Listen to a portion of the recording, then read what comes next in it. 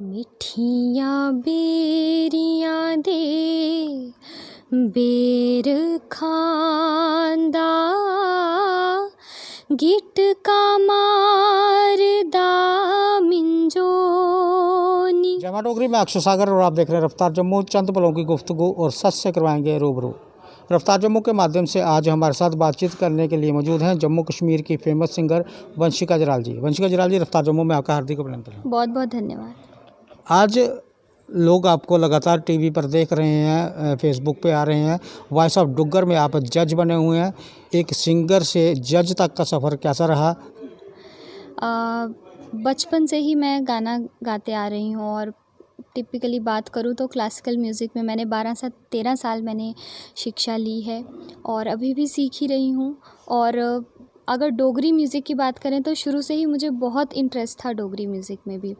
तो फोक गाने जेह्ड़े साढ़े होंदे ते मैं शुरू थमां ही गांदी आवा करदी आं। ते फिर मैं आशा केसर जी मैडम है, उनसे मैंने डोगरी गाने फोक गाने सीखना शुरू किया।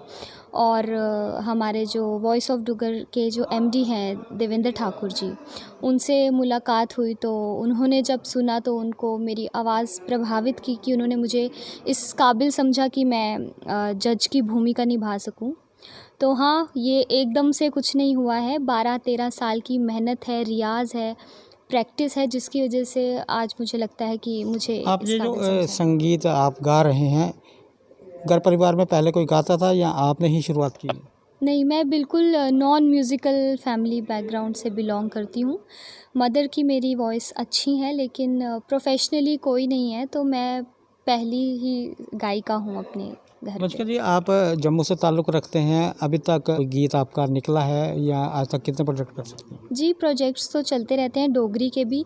मैंने बहुत सारे फ़ोक सॉन्ग्स को रिक्रिएट करके उनको, बड़े सारे हमारे फ़ोक सॉन्ग जो रेडियो पे या दूरदर्शन में जो चलते थे उनको हमारा कंटेंट जो है यूथ को यूट्यूब पे बहुत कम मिलता है, जो प्रॉपर वे में रिकॉर्डेड म्यूज़िक होता है और वीडियो शूट होता है। तो मैं डोगरी गानों पे मैंने काम किया है और यूट्यूब पे आपको मेरे गाने मिल जाएंगे।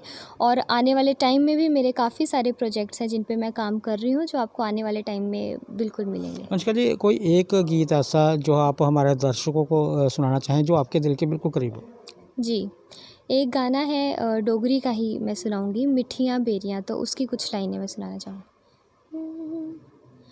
मिठियां बेरियां दे बेर खांदा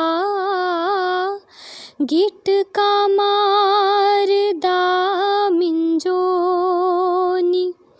मेरी तेल ने जग मेलने, मेरी जान देलने, राजे ठगी लई हो, राजे ठगी लई हो।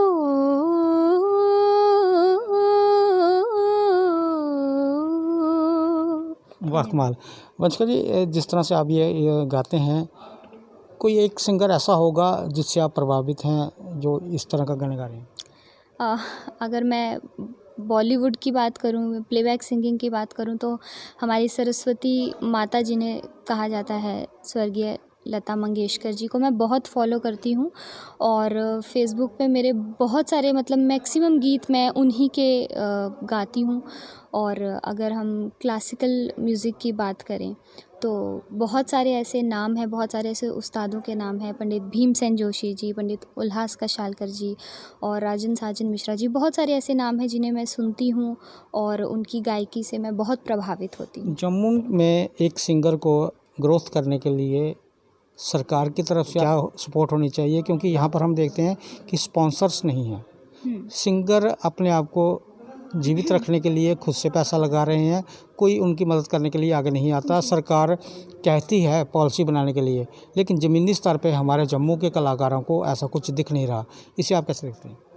मुझे ऐसा लगता है कि हर सिंगर को अपनी जो है ना रिस्पॉन्सिबिलिटी वो अपने हाथों में ही लेकर चलनी पड़ती है। जैसे आपने स्पॉन्सर्स की बात की, तो स्पॉन्सर भी एक बडिंग आर्टिस्ट को, एक नए कलाकार को वो क्यों स्पॉन्सर करेगा, क्योंकि ऑब्वियसली उसके इतने फॉलोअर्स नहीं होंगे।